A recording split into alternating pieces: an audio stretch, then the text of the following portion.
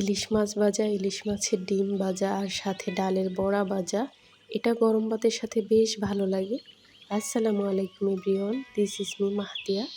Hair is another new video from it's Mahadiya. কী অবস্থা সবার? তো আজকে হচ্ছে ইলিশ মাছ নিয়ে আরেকটি ব্লগ চলে আসছি কিন্তু। আর ইলিশ মাছটা তো আমার খুব বেশি পছন্দের, যে ক্ষেত্রে ছোট থেকে বড় অনেকগুলো ইলিশ মাছই আছে বাসায়। তো সেক্ষেত্রে মাছ তো খাওয়াই হবে, আর যেহেতু আমার একটু বেশি পছন্দের, তবে ভাজা মাছটা আমার বেশ ভালো লাগে। সেক্ষেত্রে বেশিরভাগ সময় ভাজা হয়, আর গরম ভাতের সাথেও কিন্তু বেশ ভালো লাগে, আর এমনিতে পানি ভাতের সাথেও বেশ ভালোই লাগে। তো প্রথমত হচ্ছে আমি একটু মুরগির মাংস রান্না করব। আর সব সময় তো সবার কাছে ইলিশ মাছ ভাজা ভালো লাগবে না, তো সেক্ষেত্রে আমি হচ্ছে একটু আলাদা করে মুরগির মাংস রান্না করে নিচ্ছি। এমনিতে আমার কাছে তো ভালোই লাগে, সবসময় হলেও সমস্যা নেই, ইলিশ মাছ ভাজাটা বেশ ভালো লাগে। এখানে আমি মুরগির মাংসগুলা একটু ভেজে নিচ্ছিলাম, আর ভাবলাম আলুগুলোও একটু ভেজে নিই, তাহলে দেখা যায় ভাজা ভাজা যে ফ্লেভারটা ওটা বেশ ভালো লাগে মাংসের সাথে।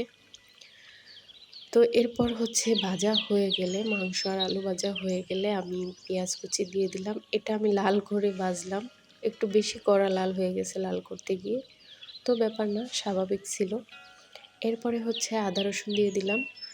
আর এমনিতে এই চুলাতে চ্যাপ্টা প্যান বা পাতিল বা কড়াই যাই বলি, নিচের সাইডটা আর কি একটু চ্যাপ্টা হওয়া লাগে, না হলে এভাবে ঘুরতে থাকে, কিছু নাড়াচাড়া করা যায় না। আর এই কড়াইটা রান্না করে বেশ মজা পাই, সেক্ষেত্রে আমার ইচ্ছা করে এটা রান্না করতে, বাট চুলার কারণে পারি না। তো যাই হোক, তারপরেও এটাতেই রান্না বসাইলাম। আর সব ধরনের মশলা দিয়ে আমি এটা কষায় নিলাম। কষানোর পরে মাংসটা দিয়ে দিলাম। যতটুকু মশলা দিছি না দিছি, ক্যামেরায় ভিডিও করতে ভুলে গেছি প্রায় সময়। তো যাই হোক, কি আর করার, নতুন ব্লগার হইলে যা হয় আর কি, তাই না? তো এরপরে হচ্ছে মাংসটা কষানোর পরে হচ্ছে আমি পরিমাণ মতো পানি দিয়ে দিলাম। যতটুকু পরিমাণ পানি লাগবে ততটুকুই দিয়ে দিলাম। আর এর মধ্যে সব ধরনের মশলা, স্বাদ মতো লবণ সব কিছুই দেওয়া হয়ে গেছে। শুধু একটু রান্না করব, তারপরে হয়ে যাবে। আর এই তো কথা বলতে বলতে রান্নাও হয়ে গেছে, বেশি একটা সময় লাগে নাই। আর এখানে লাস্ট পর্যায়ে হচ্ছে আমি একটু জিরার গুঁড়া দিয়ে দিলাম, ফ্লেভারটা আরও বেশি দারুণ ভালো লাগবে আর কি। তো এরপরে হচ্ছে দুপুরে খাওয়ার টাইমে আমি ডালের বড়া ভেজে নিচ্ছিলাম, আর হচ্ছে ইলিশ মাছটা ভেজে নিচ্ছিলাম। তো এটা হচ্ছে খাওয়ার আগেই ভাজলাম, কারণ হচ্ছে ডালের বড়া আর মাছ যেটাই বলি না কেন, গরম গরম ভাজা আর গরম ভাতের সাথে বেশ ভালো লাগে। তো যেই ভাবা সেই কাজই করলাম।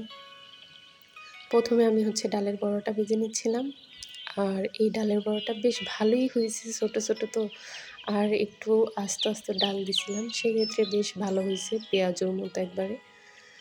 আর এখানে 1 পিস 2 পিস করে মাছ ভেজে নিচ্ছি। আর ইলিশ মাছগুলো যদি আমি একটু বেশি তেলে ভাজি, তখন মাছটা ভালোভাবে ফ্রাই করা হয়, আর হলুদ লবণের গন্ধটাও থাকে না। তো যাই হোক, 2টা একটা করে ভেজে আমার ভাজা হয়ে গেছে। আর মাছ ভাজতে গিয়ে ডিমের যেই ইয়েগুলা আমার মুখে ছিটটা আসছিল, বাট কোনো সমস্যা হয় নাই, বেঁচে গেছি আলহামদুলিল্লাহ।